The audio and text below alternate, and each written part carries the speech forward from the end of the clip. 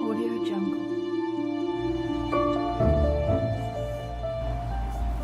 Hello everybody, the Badraven here in the Badraven's Nest, and we're here to do the 5th part in our Terminator review movies. This review is for Terminator Genisys. This will be the final review in the series, so this will wrap up my series of movies of Terminator videos. I watched this movie back in 2015 when it came out. Me and Andrew was really looking forward to seeing this. We thought, this would really supposed to be like a 3-part trilogy, 3 movies to come out in the future, and this was the first part of it. So we was expecting big things to happen in this one. And some of it did happen. But, box office, stuff like that kind of can bring a movie down. We went in with high hopes. I told Andrew before I went into the movie that I was really, really looking forward to seeing the scene where they talk about in all the other Terminator movies where they have the time displacement equipment that sends the Arnold Schwarzenegger character back of the T-800 to the 1984 time period. They talk about it all the time and how Reese goes through how John Connor defeats the machines and how Reese is sent through too to help Sarah Connor make it through the events of the Terminator movie. This is directed by Alan Taylor. Of course, Arnold Schwarzenegger is in it as the T-800. You have Jason Clarke as John Connor. You have Emilia Clarke, no relation I assume, as Sarah Connor. Jay Courtney as Kyle Reese. J.K. Simmons as O'Brien. That's pretty much the main cast of characters in this one. The movie starts out with them actually showing the young Kyle Reese being rescued by John Connor. Kyle Reese is probably 12, 13 years old at the time where where after all the bombs have dropped of the nuclear war, and he is coming in to save him from a Terminator. John Connor is. You see him kind of like being mentored by John Connor in the future. So you kind of go through that for a little while, and then they show them going to their final battle with Skynet, where they're going to go to the time displacement equipment I was telling you about, where they send the T-800 and Kyle Reese through. And it was really cool to see this scene for the first time after all the talking about it in the previous movies in the set. They end up attacking Skynet, of course, destroying it. So they have already, the computer Skynet has already sent T-800 through to 1984, so they have to send Kyle Reese. And John never does tell him that he's going to be the father of him, and I guess he doesn't want to mess up too much of the past by doing that. We see Kyle Reese getting ready to be sent through the machine to the future, and you see a character kind of like sneak up on John, Skynet, as a person, and he grabs John right before Kyle Reese goes into the past to 1984. Kyle doesn't know what's happened to John at that point. Well, he goes back to the stuff at the starting of the Terminator. You see and they do a really good job of recreating the scenes from the 1984 The Terminator movie that James Cameron made. And I was really impressed with the CGI they did on Arnold. He looked really good. They wasn't able to use any footage from the original, so they had to recreate it, and it was really well recreated. They hit some of the nudity of Arnold coming through, but I mean that was fine. Give it a PG-13 rating. But when they did it this time, you had some different actors as some of the people in them because they're a lot older nowadays. But they did a twist on all this.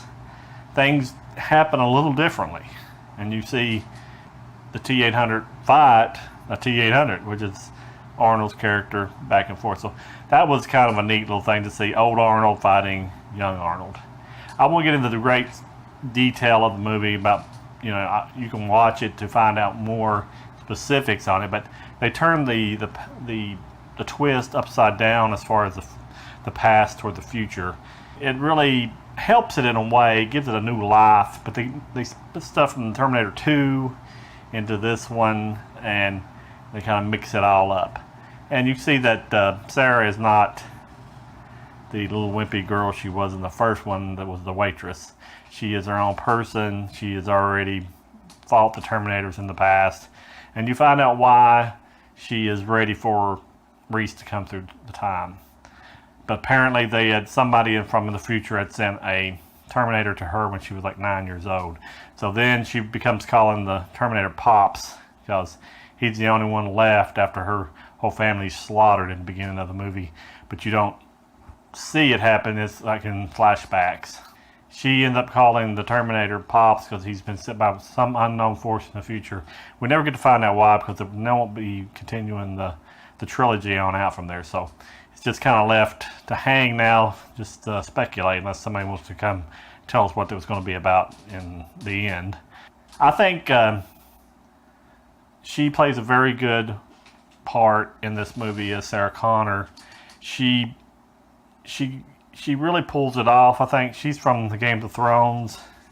Emilia Clarke really pulls off the Sarah Connor character in this movie. She's a good replacement for Linda Hamilton, even though Linda Hamilton will always be Sarah Connor to me. But she's a good, alternate universe Sarah Connor, I guess you could say. Like I said, Emilia Clarke is in Game of Thrones. She's very well known for her character in that with the dragons and stuff. So she can pull off, very, very hard subject matter anyway. So two people, I guess you could say, I didn't really care for was Jason Clarke as John Connor. Nothing against the guy. He was better than most people could have been in that part. But it wasn't believable for me that he was the son of Kyle Reese, his character, and Sarah Connor's. It just felt like they kind of miscast him. Not that he wasn't a good actor, it wasn't a very good pick, I think, for him. But the worst casting thing I thought was Jay Courtney as Kyle Reese. Nothing against him. I liked him in Suicide Squad. He was a good supporting character guy, but he's not really, to me, able to pull his own main character role in this one. I mean, maybe it's because Kyle Reese is such a character that's hard to portray, but he did his best, I guess you could say, but he was just too plain Jane for me as Kyle Reese. And the little stuff they try to set up between him and Sarah Connor didn't pay off. It's kind of like the Star Wars thing with Hayden Christensen and the other Obi-Wan character and Natalie Portman character. They had no chemistry. Well, there was like this with the Sarah Connor and Kyle Reese in this one. Neither one could really play off each other because the other one wasn't so good, which it wasn't Sarah Connor's fault. It was Jay Courtney's. He doesn't have the charisma that Michael Biehn had as Kyle Reese, I think. So he couldn't fulfill that part of the storytelling for me. And he tried to kind of have a camaraderie with the Terminator. Their back and forth didn't have any payoff with Arnold. Didn't have anything to work with as far as with him, with Jay Courtney, Kyle Reese character, because he just didn't have it. Just wasn't a good casting choice, I think. I think if they would have recast the Kyle Reese character and maybe the John Connor character had a little bit better chance with it. I did like a lot of the special effects. I did like a lot of the action. I think it was very creative, the way they made John Connor's character Spore, the enemy. When I watched this movie at the theater, the trailer gave that away that John Connor was going to be the enemy. The poster gave it away that he was going to be the enemy. So, I don't think I really ruined, probably on the box cover art. They kind of ruined that part for me when I went in. But as far as after I got past that point, I did like the action. I did like the CGI. There's a lot of CGI, more than I really thought they needed. I'd like to see more practical effects, but what can you do? That's the time we live in. I did like the action, though. They had some very cool action. I did like the ending. That was very creative. The ending was creative. It kind of helped the movie out for me. Now, it's no great epic like Terminator 2 or The Terminator. The third one I like better than this one, just a little bit better. So I mean, at least it was above Salvation. So Terminator Salvation was considered my worst. So this one like above it. So if I ranked them, I like Terminator 1, Terminator 2, 3, and 5. No, 1, 2, 3. Yeah, 5 and then 4.